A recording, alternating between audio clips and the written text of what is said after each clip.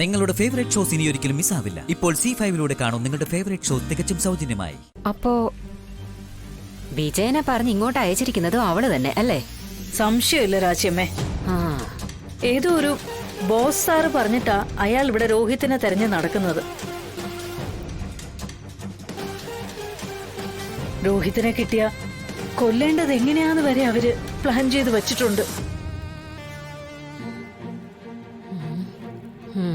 അവനത് ചെയ്യും. ഈ ഊരിലെ ചോറ് തിന്ന് വളർന്നവന് മലമുത്തപ്പന്റെ ക്ഷേത്രത്തിലാരോ പിഴച്ചു പെറ്റിട്ടിട്ട് പോയതാ. ആ കൈക്കുഞ്ഞിനെ ഓരോരോ കൈമാറി വളർത്തിയത് ഈ സെറ്റിൽമെന്റ് കോളനിയിലെ അമ്മമാരാ.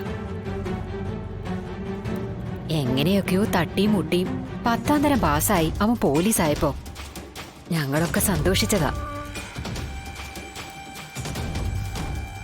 ഈ കോളനിയിലെ അമ്മമാരുടെ കണ്ണീരിന്റെ ഉപ്പ് കൂട്ടിക്കൊഴിച്ച ഇപ്പൊ അവൻ ഓരോ ഉരുള ചോറും ഉണ്ണുന്നത്.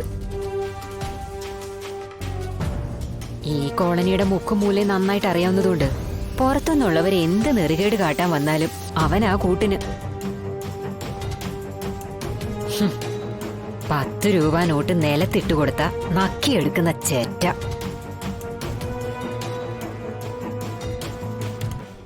സ്വന്തം ബന്ധുവില്ല, അമ്മയെന്നോ പെങ്ങളെന്നോ ഇല്ല. ഇവന്റെ ഫോട്ടോ കാണിച്ചിട്ട് വേണ്ടാത്ത ചില കാര്യങ്ങളാ അവൻ എന്നോട് പറഞ്ഞത്.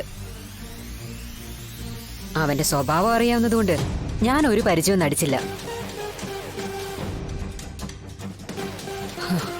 അത് തൽക്കാലം രക്ഷയായി. അല്ല, അപ്പൊ അയാളെ കൊണ്ട് ഇനി ശല്യം ഉണ്ടാവില്ലല്ലേ? അല്ല ശാരദാമ്മേ, അവൻ ഇനിയും വരും. അയ്യോ,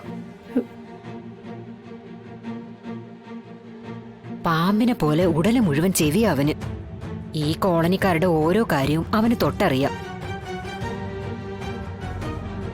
ഇവിടെ ഉണ്ടായിരുന്നത് രോഹിത്താണെന്ന് എന്റെ മുഖത്തുനിന്ന് തന്നെ അവൻ വായിച്ചെടുത്തിട്ടുണ്ടാവും. രോഹിത്ത് വേറെ എങ്ങോട്ടും പോവില്ലെന്നും ഇവിടെ തന്നെ തിരിച്ചെത്തുമെന്നും അവൻ ഊഹിക്കാം. പിന്നെന്താ അയാൾ ഇങ്ങോട്ട് വരാത്തത്? ഞാനൊന്നും വിട്ടു പറയാത്തതുകൊണ്ട് രോഹിത്തിനെ നമ്മൾ സംരക്ഷിക്കാൻ ശ്രമിക്കുവാണെന്ന് അവൻ കരുതി കാണും. സ്വാഭാവികമായിട്ടും ഇവനെ നമ്മൾ ഒളിപ്പിക്കാൻ ശ്രമിക്കുന്നു എന്നും സംശയിക്കും. അവൻ ഇങ്ങോട്ട് ശ്രദ്ധിക്കുന്നില്ല എന്ന് തോന്നുമ്പോ നമ്മൾ രോഹിത്തിനെ പുറത്തു കൊണ്ടുവരുമല്ലോ. അപ്പൊ ഇങ്ങോട്ട് ഇടിച്ചു കയറി വരാനാവും അവന്റെ പ്ലാൻ.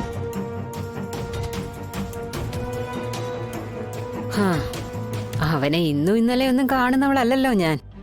എന്നാ പിന്നെ രോഹിത്തിനെ നമുക്ക് എങ്ങോട്ടെങ്കിലും ഒന്ന് മാറ്റിയാലോ രാജ്യമ്മേ? അത് കൂടുതൽ അപകടമാവും.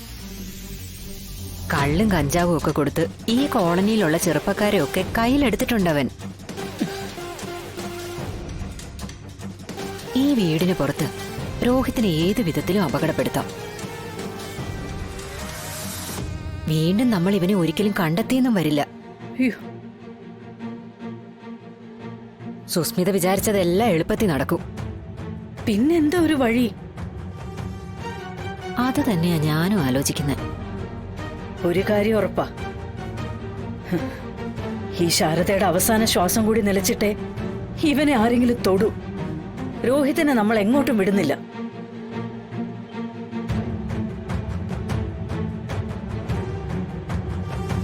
ഡൗൺലോഡ് ചെയ്യൂ C5 ആപ്പ്. കാണൂ എല്ലാ എപ്പിസോഡുകളും സൗജന്യമായി.